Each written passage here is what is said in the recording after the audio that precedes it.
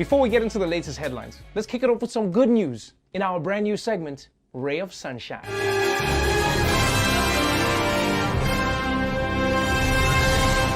All right, first up is news out of India. So many people in India are quarantined in their homes that for the first time in a long time, you can actually see the real color of the sky. And this has happened in some of the most heavily polluted areas of New Delhi, where there was just smog every single day. And one of the images that's been going viral is this one that came out of New Delhi, which shows the before and after of 1.3 billion people staying at home. And that's amazing, right? Just look at how beautiful New Delhi is without any pollution. It looks like the entire city went on Queer Eye. You've been hiding yourself under so many layers of smog. You've got to let yourself shine, girl. I mean, goddamn. Those are some blue skies. I bet India probably even forgot there was a time when skies weren't gray. It's the same way America forgot there was a time when presidents weren't orange. Yeah, they used to be brown. And it's not just the environment. With humans locked away, animals are also starting to flourish. Here's some good news coming out of Hong Kong. A zoo, which has been trying unsuccessfully to get its pandas to mate for 10 years, reported that finally, yesterday, the pandas spontaneously started having sex. And the researchers say they think it's because nobody is at the zoo. And I'm like, yeah, I don't need to be a researcher to know that that's what's happening. Of course the pandas are having sex now that nobody's there. How do you think you would react if every day hundreds of people came to your bedroom window like, come on, have sex, do it. Come on, have sex, do it, put it in. So I don't blame the pandas. I mean, like, even when I have one person watching me during sex, I'm like, hey, can you look the other way? I'm just kidding. Yeah, I'm just real self-conscious, right? Would you mind look the other way? It's a lot of pressure. This just makes you realize that when we're telling our grandkids about coronavirus years from now, the animals are going to be telling a completely different story. Grandma, tell us about the coronavirus. Oh, little ones, it was a wonderful time. There were no humans, and your grandpa was smashing me like there was no tomorrow. So, good news for those pandas. Although the bad news is, now that nobody's watching, the monkeys have all stopped having sex. Yeah, those guys are freaky. Now, please, don't get me wrong. Corona's also bringing out some of the best in humanity. Lifting spirits during this tough time is a real superhero. Batman is hitting the streets of San Diego. By day, Chris Banner runs a lawn service, helping cut weeds and fire lines on people's property.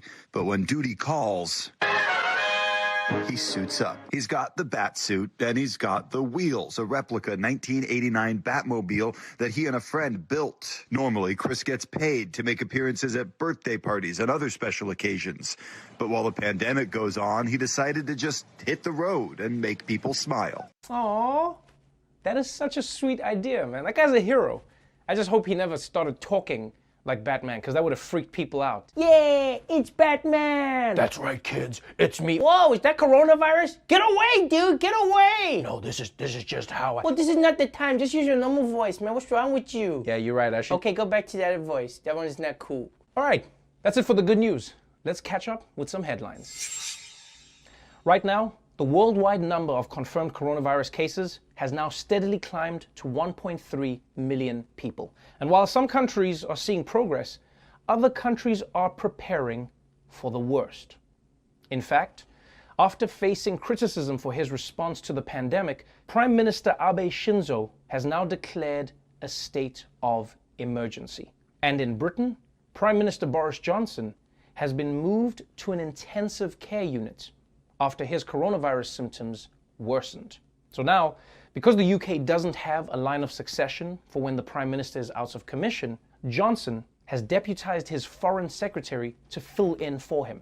And I'm not gonna lie, I thank God that in America, the president doesn't just get to pick whoever he wants to take over for him. It's good that there's a line of succession, because who knows who Donald Trump would pick. While I'm in the hospital, Doc Antle can take over for me. He's like a Dr. Fauci, but he f***s. Oh, and speaking of President Trump, while the US is bracing for an explosion of new coronavirus infections, the White House is also bracing for more backlash. You see, they haven't been listening to coronavirus warnings that they've been receiving for months. Just today, Axios reported that Peter Navarro, Trump's trade advisor, wrote a memo back in January, where he warned very accurately that if America didn't take immediate action to stop the coronavirus, it would break out in the United States and it would kill hundreds of thousands of people. And on top of that, he also predicted that it would destroy the economy. So Trump got warnings from the HHS, got warnings from his intelligence agencies, and even got warnings from his own economic advisors. And he didn't heed any of those warnings. Basically, if there's ever a warning, Trump just will ignore it. Yeah, coronavirus, check engine lights, I bet even choking hazards.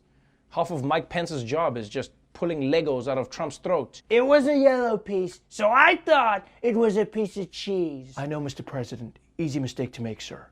Now, it turns out, Trump has been ignoring so many warnings that the Daily Show investigation team managed to get some of Donald Trump's voicemails, and it turns out he was even ignoring warnings from coronavirus itself. You have 4 messages in your inbox. Message 1. Hey Donald, this is Coronavirus calling. Been trying to contact you for a little while now. Wanted to let you know I'm going to be branching out of China into the United States soon.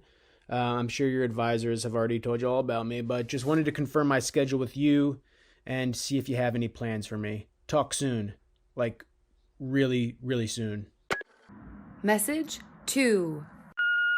Hey Donald, me again. I just saw you on TV saying that I'm not coming. Maybe you're not checking messages, but I totally am coming. Like, I've booked the flights and everything, so give me a call or something, man. I'm starting to think you're ignoring me. Message 3. Hello, Mr. Trump. This is Cynthia from the adoption agency. I just wanted to let you know that we can't take your son, Eric, because he's a grown man. I'm so sorry about the bad news. Message 4. Yo, Donald, it's Corona. I'm at the airport. I thought you'd have someone here to meet me, but it doesn't seem like you've planned for my arrival. So I'm just going to hop into an Uber pool with some strangers and make my way into the city. Let me know your schedule. I'm pretty free. I'm just going to go to a party tonight, and then 20 parties tomorrow night, and then 400 parties the night after. So hit me up. Later, bro. Now, the big story today is voting. It's how America picks its leaders and its dances with the stars. And in the time of coronavirus, voting has gone from being a boring civic duty to a recipe for disaster. Crowds of people packed into a tight space, together, sharing pens, elderly poll workers. It's a coronavirus all-you-can-eat buffet. And that's all in addition to the usual dangers of voting, like getting your hand stuck in the ballot scanner. That's like a thing that happens for real. And it's because of that corona risk that many states around the country have decided to postpone their primary elections until later in the year. But Wisconsin is not one of those states, because today they held their primary elections as scheduled, which, as you can imagine, is a big problem, because not only were Wisconsinites forced to choose between their health and civic duty, but thanks to so many poll workers dropping out, the number of voting sites was slashed across the state. Yeah, especially in urban areas. For example, the number of polling locations in Milwaukee went from the usual 180 all the way down to just 5. 5 polling sites for a city of 600,000 people. And I'm sorry guys, those numbers just don't make sense. 600,000 people divided by 5? That's like we all know what that number is.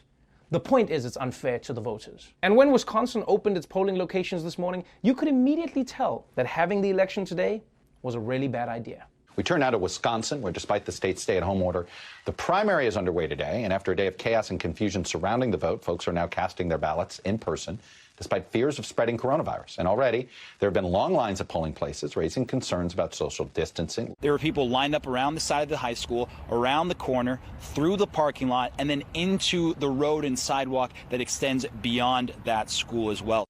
Okay, seriously? This is just ridiculous. People standing around the block, huge numbers waiting to vote, during coronavirus. This is ridiculous. There are only two reasons people should be waiting in line for hours around a block. Either Baby Yoda is doing a meet and greet, or you're buying a pair of sneakers that are too nice to ever wear. And so you just put them in the back of your closet and you brag about having them, but nobody ever knows if it's true or not. That's what I do with my Jordan 5s. Clearly, this is not the ideal way to run an election, especially during a pandemic. So the obvious question is, why didn't Wisconsin delay their primary like all the other states did? Well, you see, it turns out Wisconsin's Democratic governor, Tony Evers, tried to delay the primary, and he tried to make it easier for people to vote by mail. But he was blocked by the Republican legislature. Now that doesn't make sense, right? Voting by mail might sound like a weird idea, but every state already allows it in some form. And not only that, 5 states conduct their elections entirely by mail. So many experts right now are arguing that the most responsible thing to do during coronavirus is just have everybody mail in their votes. Oh, and for my younger viewers, mail is when you have like a message and you send it to someone on a piece of paper. It's like a TikTok, but in an envelope. Yeah. Oh, and an envelope is like an app, but you open it physically, like with your hands.